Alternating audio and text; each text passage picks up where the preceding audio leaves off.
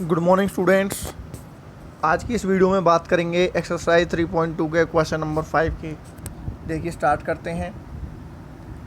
Question number 5 है, half the perimeter of a rectangular garden whose length is 4 metre more than its width. उसकी चौड़ाई से 4 metre ज़्यादा है, उसकी लेंथ इज 36 मीटर। अब यहाँ पे आपको ध्यान देना है, इज 36 मीटर का क्या मतलब है। यहाँ पर पेरीमीटर की बात हुई है। पेरीमीटर आपको 36 मीटर आपको दिया हुआ है। Find the dimension of the garden, तो गार्डन की आपको डायमेंशन यहाँ पर बतानी है, मतलब लंबाई कितनी है और उसकी चौड़ाई कितनी है, उसकी विड्थ कितनी है। ठीक है, तो हाफ ऑफ पेरीमीटर की बात करेगी तो यहाँ पे आधा पेरीमीटर क्या दिया हुआ है आपको, 36 मीटर। और रेक्टेंगुलर टाइप का है जिसकी लंबाई उसकी चौड़ाई से 4 मीटर ज़्यादा है। तो ये देखो यार, लंबाई जो है वो उसकी चौड़ाई पर डिपेंड कर रही है, विड्थ पे डिपेंड कर रही है। तो विड्थ को मान लेंगे, let width of garden x, x कह लीजिए, एक्स मीटर कह लीजिए, एक्स मीटर, और length of garden y metre, मैंने ये मान लिया। अब मैं यहाँ एक्स और वाई मान के चल रहा हूँ। इसका मतलब ये है क्योंकि ये जो चैप्टर है लीनियर इक्वेशन इन 2 वेरिएबल्स में है, तो यहाँ आपको 2 वेरिएबल मानने ही पड़ेंगे, चाहे वो लेंथ की बात हो या कोई और क्वेश्चन आपका चल रहा हो। तो width of garden x metre, length of garden y metre, आपका ये हमारे पास यहाँ पर हो गया। अकॉर्डिंग टू क्वेश्चन के अंदर क्या है, आपकी कंडीशन बनानी है। कंडीशन कैसे बनेगी, उसकी लंबाई उसकी चौड़ाई से 4 मीटर ज़्यादा है, मतलब दोनों के बीच में अंतर है। क्या है, अंतर है। और अंतर के लिए हम क्या यूज करते हैं, माइनस का निशान आता है। डिफरेंस के लिए माइनस का निशान आता है। तो ज़्यादा क्या है, उसकी लेंथ, लेंथ क्या मानी है, y, तो y minus x is equal to 4, ये बनेगी इक्वेशन फर्स्ट। क्योंकि लेंथ ज़्यादा है उसकी विड्थ से, तो लेंथ माइनस विड्थ बराबर 4, क्योंकि दोनों में अंतर कितने का है, 4। जब लेंथ में से विड्थ घटेगी तो 4 का अंतर आएगा। ये बात आ गई होगी आपको समझ में, ये बनती है आपकी इक्वेशन नंबर फर्स्ट। अब दूसरी की बात करते हैं, हाफ पेरीमीटर। आधा पेरीमीटर क्या दिया हुआ था, मैंने बताया था हाफ ऑफ पेरीमीटर दिया हुआ था ना, 36 मीटर। ठीक है, तो हाफ पेरीमीटर 36 दिया हुआ है, और रेक्टेंगल टाइप का वो आपका गार्डन है। तो आप जानते हैं पेरीमीटर का जो फॉर्मूला होता है वो 2 इंटू एल प्लस भी होता है, लेकिन हाफ पेरीमीटर है इसलिए 2 से डिवाइड कर देंगे, मतलब आधा कर देंगे उसे। 2 इंटू एल प्लस भी अपॉन 2 बराबर 36। 2 से 2 डिवाइड हो गया, केवल एल प्लस भी बच गया बराबर 36। और एल मैंने माना हुआ है क्या चीज़, वाई, और जो आपकी विड्थ है जिसे हम ब्रेथ कहते हैं वो आपका दे रखा है एक्स। तो y प्लस एक्स बराबर 36, ये बनती है इक्वेशन नंबर सेकंड। क्लियर हो गई बात। पहली इक्वेशन बनेगी y माइनस एक्स बराबर 4, क्योंकि दोनों के बीच में अंतर 4 था और घटाना हमेशा बड़े वाले में से है, तो बड़ा हमारे पास लेंथ है, लेंथ में से घटाया। दूसरा बना हमारे पास y प्लस एक्स बराबर 36, ये इक्वेशन नंबर सेकंड बनी। और ये कैसे बनी, ये फॉर्मूला लगाने के बाद बनी। ठीक है, अब हम बात करते हैं फ्रॉम इक्वेशन नंबर फर्स्ट। क्या है, x minus y minus x बराबर 4। तो यहाँ y की जो वैल्यू बनेगी तो x जाएगा राइट के अंदर, तो 4 प्लस एक्स हो जाएगा, 4 प्लस एक्स यहाँ पर हो गया। ये बना आपका इक्वेशन नंबर जो फर्स्ट थी, वहाँ से एक हमारे पास वैल्यू निकल कर आ गई। अब हमें करना क्या है, क्योंकि मुझे इसको ग्राफ पे प्लॉट करना है, और ग्राफ पे प्लॉट करने के लिए दो ही जो इक्वेशन हैं इन दोनों का सॉल्यूशन निकालना है। तो यहाँ मैंने इक्वेशन नंबर फर्स्ट ली और मैंने रख दी वैल्यू, लेट कर लिया x इज इक्वल टू 0। मान लिया मैंने x की वैल्यू यहाँ पे 0 रखी, तो 4 प्लस 0 मतलब 4, y की वैल्यू 4 बन गई। और मान लिया मैंने x की वैल्यू 8 ले ली, तो यहाँ x की जगह मैंने 8 रखा, और 8 प्लस 4 ये आपका 12 हो गया। तो 2 वैल्यू निकल कर आ गई, उसके लिए टेबल भी रेडी कर दी। x अपॉन वाई, एक्स की वैल्यू जो है वो 0, तो y की वैल्यू 4 आई थी, 0 और 4 लिख दिया। x की वैल्यू 8 पर y की वैल्यू 12 आई, x की वैल्यू 8 पे y की वैल्यू 12 है, ये हमने यहाँ पर टेबल रख दी। अब बात करते हैं इक्वेशन नंबर सेकंड की। इक्वेशन नंबर सेकंड है ये वाली, y प्लस एक्स बराबर 36, तो y बराबर हो जाएगा आपका 36 माइनस एक्स, एक्स आ जाएगा राइट में और वो हो जाएगा प्लस से माइनस। अब वैल्यू पुट करेंगे एट एक्स इजिकल टू 0, मैंने x की वैल्यू क्या रख दी, 0 रख दी, तो 36 माइनस 0 मतलब 36, x की वैल्यू 0 रखने पर y की वैल्यू 36, देखो टेबल में लिखा हुआ है। दोबारा अब की मार मैंने x की वैल्यू 36 रख दी, तो 36 घटा 36, y की वैल्यू क्या हो गई, 0 हो गई, y की वैल्यू 0 हो गई, तो x की वैल्यू 36 पे y की वैल्यू 0 और x की वैल्यू 0 पर y की वैल्यू 36, ये हमारा सॉल्यूशन निकल के आया। आप चाहें तो कोई और पॉइंट्स भी यहाँ पर रख सकते हैं, मैंने जो पॉइंट्स रखे हैं मैं उसके हिसाब से ग्राफ ड्रॉ कर रहा हूँ, और आप जो पॉइंट्स रखेंगे आप उसके अकॉर्डिंग आप उसके पॉइंट प्लॉट करोगे ग्राफ पर। लेकिन बात यहाँ पे ध्यान रखें कि पॉइंट्स आप चाहे कुछ भी रख दीजिए यहाँ पर, लेकिन जो एक्चुअलिटी में जो ग्राफ बनेगा वो सेम ही बनेगा। पॉइंट कुछ भी ले लीजिए, ग्राफ सेम बनेगा जैसा कि बनना चाहिए, ठीक है। और अब आप यहाँ पे ध्यान दीजिए, मैंने यही वैल्यू क्यों रखी, 0, 36, ठीक है, 0, 8, देखो कहीं ना कहीं ये जो है 4 की टेबल में आ रहे हैं, 4 की टेबल में आते हैं, इसलिए मैंने इसको ऐसे ही रहने दिया। भाई 4 की टेबल में आपका 4 आ रहा है, 8 आ रहा है, 12 आ रहा है, 36 आ रहा है, ये सब आ रहे हैं, तो इसलिए मैंने 4 का डिफरेंस, 4 से ये सब डिवाइड हो पा रहे हैं, तो इसलिए मैंने ये ऐसी वैल्यू रखी कि 4 का डिफरेंस लेना पड़े मुझे ग्राफ पर, 4, 8, 12 इस तरीके से, इसलिए मैंने ऐसी वैल्यू रखी। अब पॉइंट्स देख लीजिए, x की वैल्यू 0 पे, y की वैल्यू 4, 8 पे 12 है, 0 पे 36, 36 पे 0। अब इसके लिए देखिए ग्राफ ड्रॉ करेंगे, ये देखिए ये इसका ग्राफ है, आप देख सकते हैं। मैंने देखो 4 का डिफरेंस लिया है, मैंने क्यों कहा था, क्योंकि वो 4 से कट रहे थे, इसलिए मैंने 4 का डिफरेंस यहाँ पर लिया और उसके बाद पॉइंट्स प्लॉट कर दिए। आप देख पा रहे होंगे x की वैल्यू 0 पर y की वैल्यू 4, एक तो पॉइंट आपका ये वाला, ठीक है, x की वैल्यू 0 पर y की वैल्यू 4, ठीक है। एक बार दोबारा से आपको दिखा देता हूँ, यहाँ पर आप देख लीजिए x की वैल्यू 0 पर y की वैल्यू 4, x की वैल्यू 8 पे, y की वैल्यू 12 है, x की वैल्यू 8 पर, x की वैल्यू 8 कहाँ है, ये वाले, और y की वैल्यू 12 कहाँ है, ये वाली, भाई ये हो गया, ठीक है जी। और बात करते हैं, अब दूसरा हमारे पास, एक तो हमारे पास ये पॉइंट था वो हमने यहाँ पर रख दिया। अब दूसरा वाला क्या है,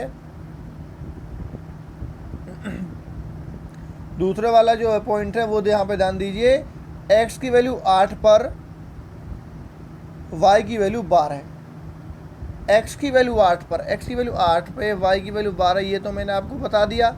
x की वैल्यू पे ये कि हमारे पास ये वाला पॉइंट आया था, और दूसरे वाले में x की वैल्यू 0, y की 36, x पे 36, y पे 0, ये पॉइंट करने हैं। ये देखो x पे 36, y पे 0, ये पॉइंट, और x पे 0, y पे 36 यहाँ पे, तो ये वाले पॉइंट मिला दिए, ये सेकंड वाली इक्वेशन के हैं, और ये वाले मिलाए हमने। एक्चुअलिटी में देखो यहाँ पे ये लाइन थोड़ी सी गलत हो गई है, ये जो लाइन है ये वाला पॉइंट था और एक ये वाला पॉइंट था, ये वाली मिलनी चाहिए थी ऐसे करके, ये वाली लाइन ऐसे मिलनी चाहिए थी वो, लेकिन वो थोड़ी सी नीचे हो गई है, ये यहाँ 0 से पास हो गई है, यहाँ आपकी 0 से पास नहीं होगी, ये आपकी जो ये वाली 8 और 12 और 0 और 4 वाले पॉइंट थे, तो ये वाले मिलने थे ऐसे करके, ठीक है। ऐसे करके एक लाइन क्रॉस होगी, और जब लाइन क्रॉस होगी तो देखो मेरे अकॉर्डिंग, जैसे क्योंकि ये यहाँ से गलत हो गया, इसकी वजह से मेरे अकॉर्डिंग ये यहाँ पे ये 14 और 22 पे काट रहे हैं, ठीक है। देखो मान लीजिए ये इसके 12 और 16 के बीच में है, ये 20 और 24 के बीच में है, तो 14 और 20 पे ये आपके जाके काट रहे हैं। लेकिन एक्चुअलिटी में जब आप इसे ग्राफ पर बनाओगे बिल्कुल प्रॉपर, तब आपका आएगा 16 और 20, 16 और 20 आपका आना चाहिए, क्योंकि जब आप ग्राफ पे बनाएंगे तो बिल्कुल एग्जैक्ट बनेगा। देखो मैंने हाथ से अंदाजे से ऐसे ही बना दिया ये खींचकर, तो इसलिए थोड़ा ये गड़बड़ हो गई यहाँ पर, लेकिन आप एक्चुअलिटी में जब आप ऐसे बनाओगे, ऐसे मिलाओगे, तो ये आपका 16 और 20 पे जाकर कट जाएगा, और वो इसका सॉल्यूशन कहलाएगा। तो दोनों लाइनों का सॉल्यूशन है, एक सेकंड वाली लाइन का सॉल्यूशन ये होगा और पहली वाली का ये है, दोनों 16 और 20 पे जाके काटेंगी, तो वो उसका सॉल्यूशन होगा। तो मैंने नोट में लिखा है ये बात, जो बच्चे ये वीडियो देख लेंगे तो उन्हें कन्फर्म हो जाएगी ये बात कि यहाँ पे 16 और 20 आना चाहिए। आपको यहाँ लिखना नहीं है, यहाँ पे आएगा ये 16 और 20, ठीक है। जहाँ पे मैंने 14 और 22 लिखा है तो 16 और 20 आपको यहाँ लिखना है। तो देखिए अब क्या है, from the figure it can be observe these line are intersect each other at only point 16,20। तो मैंने को 16 और 20 ही मैंने यहाँ पर लिखा है क्योंकि यही एक्चुअली इसका आंसर आएगा। हम यहाँ से ऑब्जर्व कर सकते हैं कि दोनों लाइन एक दूसरे को 16 और 20 पॉइंट पे काट रही हैं। देयरफॉर लेंथ ऑफ गार्डन क्या बनेगी, लेंथ ऑफ गार्डन हमने क्या माना था, हमने लेंथ माना था y वाला, और y का पॉइंट यहाँ पे क्या बना हमारा 20 बना है। तो length of garden 20 metre and width of garden 16 metre. उल्टा मत कर देना ऐसे, क्योंकि अब की बार मैंने x जो है वो मैंने विड्थ मानी थी, ठीक है, और जो लेंथ है वो y मानी थी। तो y वाला हमारे पास यहाँ 20 है, तो इसलिए लेंथ बनेगी 20 मीटर, और जो मैंने x वाला माना था वो माना था मैंने विड्थ, और x वैल्यू आई है 16, तो वो आपकी बनेगी आपकी विड्थ 16 मीटर, ठीक है बात। तो इस क्वेश्चन को करते समय ये ज़रूर ध्यान करना कि आपके जो पॉइंट्स हैं यहाँ पे ये वाली लाइन यहाँ पे जानी है, तो ऐसे जानी है आपकी है, ठीक है। आप ग्राफ पेपर पे इसको सही से कर लें और तब आपका बिल्कुल सही बन जाएगा, ठीक है। अब हम करते हैं इसका नेक्स्ट क्वेश्चन। देखिए स्टूडेंट्स, अभी हमने यहाँ पर 5वां क्वेश्चन ख़त्म किया था। 6th क्वेश्चन है हमारा। Given the linear equation 2x + 3y - 8 = 0, right another linear equation in 2 variable such that the geometrical representation of the pair so formed is. 3 situation आपके पास दी हुई हैं। वो कह रहे हैं एक तो आपको लीनियर इक्वेशन दे रखी है जो कि है 2x + 3y - 8 = 0। आपको एक और ऐसी लीनियर इक्वेशन 2 वेरिएबल के अंदर, लीनियर इक्वेशन होनी चाहिए 2 वेरिएबल के अंदर होनी चाहिए, जैसे ये है, ऐसी और लिखनी है। और ऐसी होनी चाहिए कि अगर उन्हें ग्राफ पर उन्हें हम शो करें, अगर ग्राफ पे शो करें उनको, उनका जो प्रेजेंटेशन बनेगी ग्राफ पर वो ऐसी होनी चाहिए। पहला है इंटरसेक्टिंग लाइन बननी चाहिए, दूसरा है पैरेलल लाइन बननी चाहिए, और तीसरा है कोइंसिडेंट लाइंस बननी चाहिए, ठीक है। तो 3 कंडीशन है, तो 3 पार्ट इसके अंदर दे रखे हैं। तो पहला पार्ट करते हैं इंटरसेक्टिंग लाइन। इंटरसेक्टिंग लाइन के लिए क्या कंडीशन होती है, for this condition A1/A2 does not equal to B1/B2, ये होता है। ये इंटरसेक्टिंग लाइन के लिए कंडीशन होती है A1/A2 does not equal to B1/B2, ये होता है ग्राफ के लिए। तो एक इक्वेशन आपको पहले से ही गिवन है, तो दूसरी हम लिखेंगे so another linear equation is, ऐसी इक्वेशन लिखनी है जिससे हमारा ये वाली कंडीशन सेटिस्फाई हो। 2x + 4y - x = 0 मैंने ये लिखी है। आप और भी कोई उदाहरण दे सकते हो, केवल आपको इसमें उदाहरण देना है जिससे कि हमारी ये कंडीशन सेटिस्फाई हो सके, बस। तो अनदर इक्वेशन मैंने बना ली 2x + 4y - x, और यहाँ पे थी 2x + 3y - 8 = 0। तो यहाँ पे देखो A1/A2 निकालेंगे। A1 क्या है 2 और A2 क्या है 2, तो 2/2 निकाला, वो तो 1 आ गया A1/A2। फिर मैंने B1/B2 निकाला। B1 है हमारे पास 3 और B2 है हमारे पास 4, तो 3/4 आया। अब आप देख सकते हैं कि A1/A2 की वैल्यू तो 1 आई और B1/B2 की वैल्यू 3/4 आई। So A1/A2 does not equal to है B1/B2 के। इसका मतलब ये वाली कंडीशन जो है हमारी सेटिस्फाई हो गई। पहली वाली कंडीशन जो है, ये वाली कंडीशन हमारी सेटिस्फाई हो गई इस इक्वेशन के लिए, इस इक्वेशन के लिए। ये आपको गिवन है, ये आपको लिखनी है, ये मैंने लिखी है। आप कुछ और उदाहरण भी इसका दे सकते हैं, जैसे मान लो मैं ये दे दूँ 5x + 7y, और आपका लास्ट में कुछ भी ले लीजिए, 9 ले लीजिए, बराबर 0, ठीक है। अब देखो यहाँ पे 2/5 आता है A1/A2, और B1/B2 निकालें तो आपका 3/7 आता है, दोनों बराबर नहीं है, तो A1/A2 does not equal to B1/B2 के हैं, ठीक है बात। तो ऐसा बहुत सारे उदाहरण ऐसे हो सकते हैं। अगला पार्ट है इसका पैरेलल लाइन। पैरेलल लाइन के लिए कंडीशन बतानी है। अगर पैरेलल लाइन है, फॉर दिस कंडीशन क्या होता है, A1/A2 बराबर है B1/B2, लेकिन डज नॉट इक्वल टू है आपका C1/C2 के। ये पैरेलल लाइन के लिए कंडीशन होती है। अब एक ऐसी हमें इक्वेशन बतानी है, जैसे मैंने इसमें बताई ऐसे ही इस वाली कंडीशन को जो सेटिस्फाई करे, ठीक है।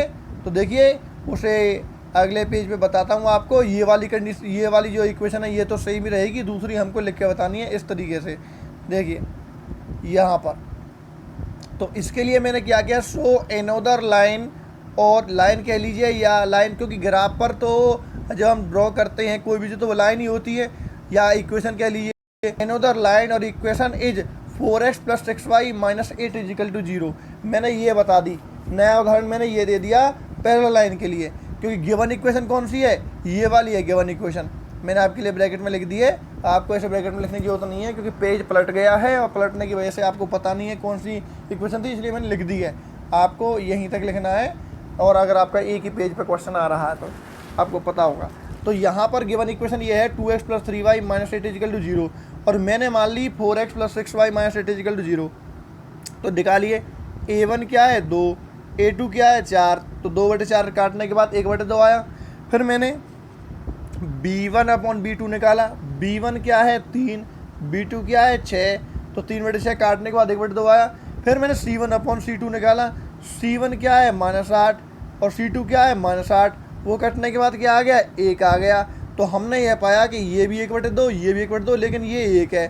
सो a1/a2 तो बराबर है b1/b2 के, लेकिन डज नॉट इक्वल टू है c1/c2 के, ठीक है ना, जो कि हमारी कंडीशन थी। आप देख सकते हैं जो कि हमारी जो कंडीशन थी ये वाली पैरेलल लाइन के लिए, a1/a2 बराबर b1/b2 does not equal to c1/c2 के। तो इसके लिए कंडीशन बतानी थी, तो इसके लिए आप देख सकते हैं यहाँ पर मैंने ये वाली इक्वेशन ली, और ये वाली आपकी गिवन थी, और यहाँ से हमने a1/a2 b1/b2 c1/c2 निकाला। a1 और b2 ये जो वैल्यूज़ हैं आगे वाली वो बराबर हैं, लास्ट वाली बराबर नहीं है। अगला पार्ट है कोइंसिडेंट लाइन।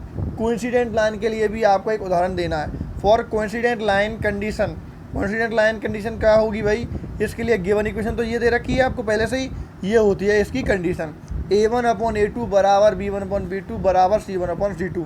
कोइंसिडेंट लाइन के लिए तीनों बराबर होते हैं ग्राफ पर। तो हमें अब एक ऐसी आपको इक्वेशन बतानी होगी कि जो गिवन इक्वेशन जो आपकी दे रखी है उसके साथ मिलकर इस कंडीशन को सेटिस्फाई कर पाए।